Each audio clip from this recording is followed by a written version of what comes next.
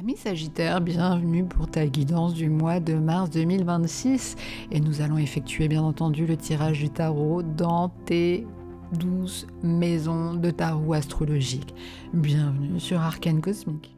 Alors bien entendu, quand j'ai battu les cartes, il se trouve que j'ai fait une petite coupe, on la voit pas à l'image pour pas que ça soit trop long, mais c'est toujours très intéressant d'avoir une ligne directrice. Et tu as eu le 7 d'épée et le 10 d'épée. Alors là, clairement, on est dans le mental, mais je pense que c'est un mal pour un bien. Parce qu'en fait, cette association, ça indique que tu réalises tout simplement que la stratégie de la fuite ou alors du faux-semblant ne fonctionne plus. Alors je sais que le 10 d'épée, c'est une carte qui est quand même assez difficile, mais là, je pense qu'elle joue en ta faveur, parce que ça indique que tu as touché le fond du problème, clairement, il faut se l'avouer parfois, mais par contre, là, tu vas pouvoir te relever. Donc je pourrais presque dire que c'est la fin des illusions douloureuses. Alors je te donne le premier conseil, ne cherche pas à réparer ce qui est mort. Tourne la page définitivement. La libération, c'est à ce prix-là. Allez, on est parti pour l'ensemble des thématiques de tarot astrologie. Et bien entendu, on commence par ta maison, la maison 1, celle qui te représente, ton état d'esprit. On commence doucement avec une petite figure, le valet de denier, qui nous indique tout ce qui concerne l'apprentissage, le début d'un projet concret. Alors dans ta maison, ça indique tout simplement que tu vas aborder ce mois de mars avec l'esprit d'un bâtisseur. Alors tu auras une posture assez humble, mais appliquée et prêt à apprendre pour réussir à l'image de ce valet de denier. Alors bien entendu, tu vas être assez loin, tu es un signe de feu, faut pas l'oublier, et là du coup tu vas être assez loin de ton impulsivité habituelle, mais tu vas plutôt être dans une énergie de patience. Alors je sais que c'est pas évident pour toi, mais parfois il faut faire l'effort. Comme on dit, je pense très sincèrement que tu vas poser les premières pierres d'une nouvelle identité qui va être beaucoup plus solide et surtout beaucoup plus réaliste. Alors le conseil que je te demande d'appliquer, bien sûr en toute bienveillance, c'est tout simplement d'être attentif aux détails. Alors, je pense de façon assez globale que si tu fais preuve de persévérance aujourd'hui, tu verras que ça te rapportera gros demain. La maison 2, celle des finances, très belle carte en association avec le 10 de denier.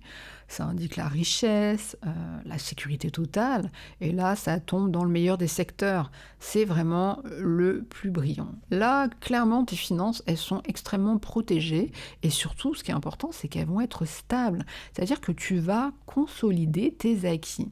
Alors, je dis pas que tu vas gagner au loto, mais en tout cas, l'argent qui rentre dans ce domaine-là, ça va être de façon pérenne. Alors, bien entendu, ça peut être lié à ta famille, ou ça peut être une réussite de longue date si c'est toi qui l'as mené de bout en bout. Mais concrètement, on peut dire qu'il y a une forme de prospérité concrète. Le conseil que je peux te donner, tout simplement de te réjouir de cette sécurité, parce qu'elle te permet tout simplement de voir l'avenir avec beaucoup de sérénité. La maison 3, celle de la communication, on commence avec un bel arcane, à savoir l'empereur, qui fait preuve d'autorité, de parole ferme et de structure. Alors si on combine les deux, je pense que ta façon de t'exprimer va être là du coup carrée et assez directive. Clairement, je pense que tu ne laisses aucune place au doute. Tu vas tout simplement imposer ton cadre dans tes échanges. Je pense que les gens autour de toi, dans cette posture d'empereur, vont te respecter parce que du coup, tu vas tout simplement parler avec une certaine voix d'expérience. Alors, bien entendu, il faudrait un peu, on va dire, mettre l'accent sur le fait qu'il ne faut pas que tu sois trop rigide avec ton entourage proche. Il faut faire attention à cette association qui peut aller dans ce sens-là. Alors moi, le conseil que je peux te donner, c'est tout simplement endosse ce rôle d'empereur. Sois le patron de ta parole. Mais par contre, comme je te le disais, garde un peu de souplesse pour ne pas froisser les sensibilités. La maison 4, celle du foyer, tu as le 2 de bâton qui indique souvent la planification et la vision à long terme. Alors dans ta maison, je pense que tu vas être en phase de réflexion. Tu vas possiblement regarder un petit peu plus loin que le bout de ton nez, comme on dit, vers l'horizon, mais tu prépares un changement. Alors, concrètement, c'est un petit 2 de bâton dans cette maison-là, donc tu n'agis pas encore chez toi, mais tu évalues les options. C'est-à-dire, concrètement, ça peut être que tu te poses la question d'un déménagement, tu peux te poser la question de faire des travaux, ou tout simplement de faire un voyage familial. Heu, Concrètement, tu as toutes les cartes en main, mais tu attends tout simplement le bon timing. Alors moi, je peux te donner le conseil suivant, d'utiliser tout simplement ce temps pour bien mûrir tes projets domestiques avant de passer à l'action. La maison 5, très appréciée, très attendue, celle des amours et des plaisirs. Alors tu as la chance d'avoir le roi de denier. C'est une posture assez intéressante parce que elle est empreinte de fiabilité, ça indique aussi le plaisir sensuel et la stabilité dans ce domaine-là, ou dans ces domaines, parce que c'est les amours et les plaisirs. Alors, qu'est-ce que ça indique? Je pense que concrètement, soit tu es déjà dans cette posture-là, tu vis déjà une certaine forme de relation, soit tu cherches à vivre une relation sécurisante, mais aussi charnelle. Alors, avec ce denier, cette maison-là en tout cas, on peut dire que tes plaisirs vont être ancrés dans le réel. On peut associer des mots forts comme le confort, ce que tu vas rechercher en tout cas, la nature et surtout la fidélité. Je pense concrètement que tu es attiré par ce qui dure et ce qui rassure. Donc, on peut le dire, ça va être une période de plaisir très terrestre, à l'image de cette famille des deniers. Le conseil que j'ai à te donner, tout simplement, profite des plaisirs simples et solides qui vont être proposés. Et par contre, la fidélité, je pense que ça va être une valeur très importante et ce qui va former le plus grand charme aux yeux des autres. La maison 6, celle du travail et de la routine. Alors là, ça va piquer, même si c'est assez froid, puisque c'est la maison des épées, la maison du mental, donc tu as le 10 d'épée. Là, concrètement, ça sent la rupture professionnelle, du coup, ça sent la fin de mission, ça sent aussi l'épuisement. Là, je pense qu'il y a un warning. Il y a quelque chose qui va se terminer brutalement. Hein, tu poses tous les outils à terre, là. Là, t'en peux plus, t'as trop de choses sur le dos, tu vas avoir besoin en fait de retrouver une certaine forme d'énergie. Et clairement, vu qu'on est sur le 10, c'est un cycle qui s'achève. Et clairement, je pense que c'est un cycle qui t'épuisait. Donc, comme je te dis, et je le dis souvent, c'est un mal pour un bien. C'est tout simplement une fin nécessaire. Alors, possiblement, tout simplement pour arrêter de te sacrifier dans une routine qui ne te convient plus, pose-toi la question. Pose-toi la question. Alors, le conseil que je vais te donner, c'est tout simplement d'accepter, de dire stop, quand c'est trop, c'est trop. En fait, il faut savoir l'accepter, hein, il ne faut pas souffrir indéfiniment. Même quand c'est au niveau professionnel, même si on se dit qu'il faut tenir le coup, et il faut que tu comprennes tout simplement que ce n'est pas un échec. Ce n'est pas un échec. C'est tout simplement une libération pour ta santé. En maison 7, la maison des partenaires, là on continue dans les épées, on dégraisse, hein. C'est de la décroissance. Alors d'une petite unité, certes, mais c'est déjà ça. Alors là on est dans 9 d'épée. Alors, c'est pas une carte très plaisante, je peux le comprendre, parce que ça représente tout ce qui concerne les angoisses, les cauchemars. C'est assez inquiétant comme carte. Et là, je vais pas te mentir, ça va pas être joyeux, hein, ce que je vais te raconter. C'est tout simplement que tu vas te faire en fait beaucoup de soucis. Mais par contre, vu que c'est dans le mental, tu vas faire beaucoup de soucis pour rien. Alors que tu sois en couple, ou que ça concerne une certaine forme d'association avec d'autres personnes, c'est dans ta tête. Et je pense que malheureusement, tu projettes tes peurs intérieures sur l'autre. Alors, je vais pas te mentir, l'ambiance relationnelle qui est en place, elle est comme parasitée en fait par ton anxiété. Et dans ta tête, comme on dit, les démons de minuit, ils sont incrustés. Et en fait, ils te font imaginer le pire. Mais il faut que tu comprennes que c'est purement mental. Il n'y a pas d'incarnation dans le matériel. Donc, le conseil que je peux te donner, parce que c'est important des fois de verbaliser les choses, parle de tes peurs au lieu de les ruminer. Parle-en, c'est important. Parce que on sait que des fois, quand on met la lumière sur des sujets sensibles, ça permet en fait d'éclaircir la situation et de trouver aussi des solutions. N'hésite pas à me mettre en commentaire si c'est ta situation.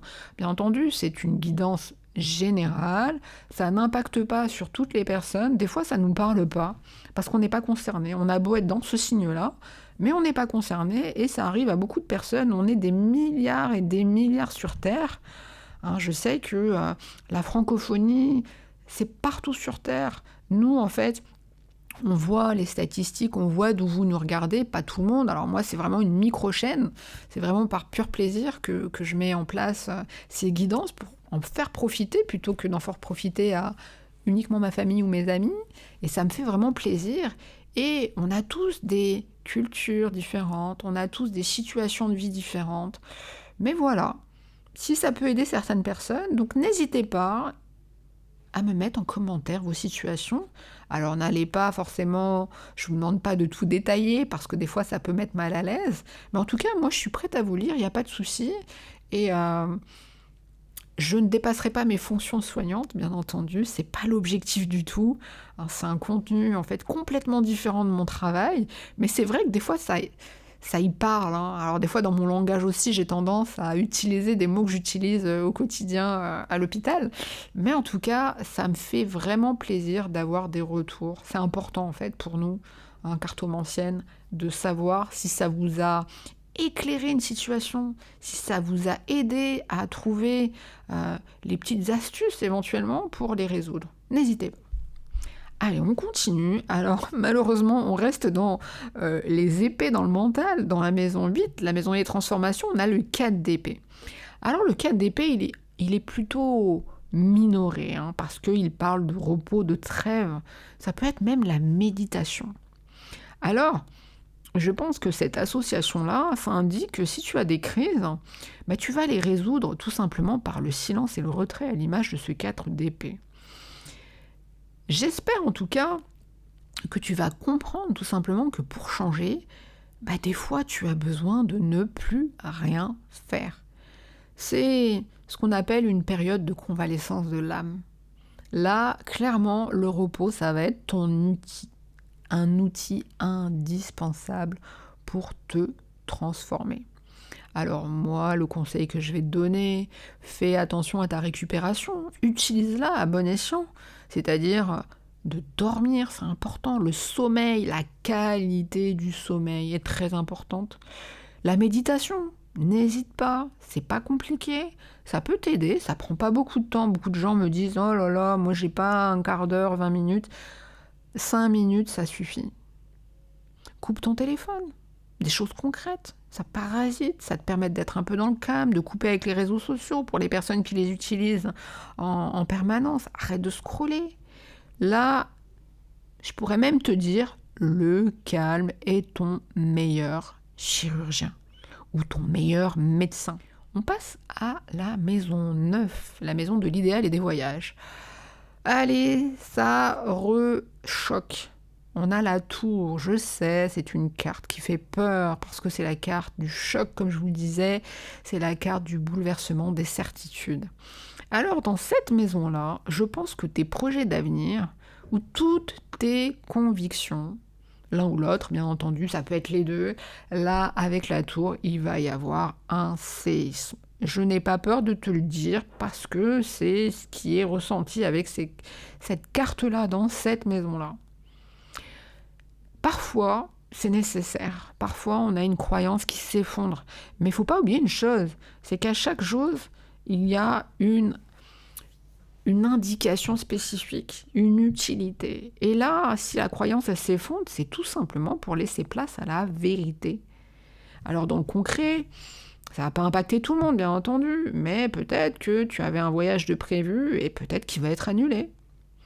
Ou peut-être qu'il va être radicalement transformé. Moi, j'ai un exemple concret. J'ai des amis qui devait aller aux États-Unis, qui avait prévu pour l'été prochain d'aller aux États-Unis. Et là, ils sont en stress total, parce que forcément, vous savez ce qui se passe. Maintenant, on va nous demander tout l'historique de nos mails, de nos réseaux sociaux, de nos téléphones, tellement de choses incompréhensibles pour aller juste voyager dans un pays que mes amis ont décidé de transformer complètement leur voyage. Ils vont aller en Europe, vous voyez ? Donc ils vont aller dans un pays nordique parce qu'ils n'ont jamais allé là-bas. Des fois, ça fait du bien de changer. Alors ils pensaient aller moins loin, mais au final, c'est un mal pour un bien. Vous voyez, des fois, c'est brutal, mais ça va libérer une certaine forme de structure mentale, en fait. Des fois, en fait, il y a des choses qui sont périmées, qu'on ne voit pas, et du coup, l'univers se met en branle pour nous le faire comprendre. Et là, je pense que c'est le cas. Alors, le conseil que je vais te donner, c'est de ne pas retenir, surtout pas retenir, toutes ces petites briques qui tombent de cette tour qui s'effondre. Ça ne sert à rien, parce que, je le dis souvent avec cette carte-là, ce qui s'écroule n'était pas assez solide pour ton futur, tout simplement. En maison 10, on va parler un peu de ta carrière. Allez, on va revenir dans le concret. Et là, tu as le 4 de denier. Alors, on va un peu timorer la chose, hein. On n'est pas dans le 10 de denier, on est dans le 4. Et le 4, ça indique une certaine forme de prudence. Il y a une certaine forme de peur du risque avec le 4 de denier. Alors, vu qu'on est dans la carrière, je pense qu'au niveau professionnel, tu vas rester tout simplement sur tes positions. Tu vas protéger tes acquis. Je pense que tu vas tout simplement avoir besoin de te sentir en sécurité dans ta vie publique. Donc, tu vas... En général, dans cette situation, qu'est-ce qu'on fait ? On évite les prises de risques. Comme on dit, c'est une phase de gestion assez prudente de ton image et ça peut être la même chose pour ton poste. Alors, le conseil que je te donne, bien entendu, protège tes intérêts, mais ne deviens pas trop rigide. Comme on dit, laisse un tout petit peu la porte ouverte au changement. La maison 11, j'allais dire le 11, non, la maison 11, la maison des projets et des amis. Là, l'univers, des fois, il te sonne un peu le glas, comme on dit, mais des fois, dans l'autre sens, il t'apporte un petit peu de hasard, un petit peu de chance. Et là, tu as l'arcane majeur de la roue de la fortune. Là, je pense que dans cette maison-là, il va y avoir un nouveau tournant social. Je pense que ça va bouger. Et on peut dire que ça va enfin bouger avec tes amis. Très clairement, la roue de la fortune, je pense que ça va être une opportunité qui va arriver par ton réseau. Très sincèrement. Et là, comme je te disais, c'est le destin qui s'en mêle. C'est pas toi qui mets les choses en place, c'est le destin qui relance tout simplement cette machine. Alors ça peut être au niveau de tes amis, ça peut être au niveau de tes projets collectifs, mais concrètement, il va y avoir un changement évident au niveau extérieur. Et ça va venir presque débloquer une certaine situation sociale. Alors, le conseil, bien entendu, que je vais te donner, c'est de saisir cette occasion quand elle passe. Parce que là, c'est une occasion en or. Et là, il faut savoir que la roue, elle tourne en ta faveur. Donc, profite de son mouvement. Et enfin, la maison 12, la maison de l'inconscient, on finit par une très belle carte. Il y a eu des hauts et des bas dans ton tirage, mais par contre, la fin, elle est quand même très très belle, parce que tu as l'arcane, le dernier arcane majeur, le monde, c'est la carte de la libération, c'est vraiment la fin d'un grand cycle. Tu es sur beaucoup de ménage dans ce mois de mars. Alors, on l'associe à cette maison de l'inconscient, on peut dire que ton défi secret, ça va être tout simplement d'accepter ta propre réussite et surtout, à l'image du monde, la fin d'un long voyage intérieur. Alors, je pense que tu arrives en fait au bout d'un travail sur toi-même. Alors bien entendu, on a tous des parcours différents, mais là, je pense que tu as intégré complètement toutes les expériences de ton passé. Et c'est ce qui va te rendre libre. Donc, réalise tout simplement que tu as fini cette longue traversée.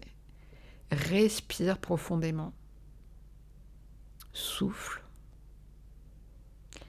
Et accueille la plénitude intérieure, sans aucune peur. Alors, amis Sagittaire, c'était un tirage très intéressant. On va prendre un petit peu de hauteur sur l'ensemble des cartes qui ont été tirées. Et je pense qu'il y a différents aspects. Déjà, Heu, ce qui peut être intéressant pour toi, c'est cette fameuse consolidation matérielle parce que tu as quand même le 10 de denier, tu as le roi de denier et et tout ça, en fait, va s'effectuer au milieu, j'aurais tendance à dire, d'un orage mental, à l'image du 10 d'épée de la tour, mais cet orage mental, il est nécessaire. Vraiment, vraiment. Je pense que tu l'auras compris et je pense que tu dois le savoir, en fait. Ton esprit, en fait, il lutte encore et encore avec de vieilles angoisses. Et la tour, elle est là pour choquer tout ça.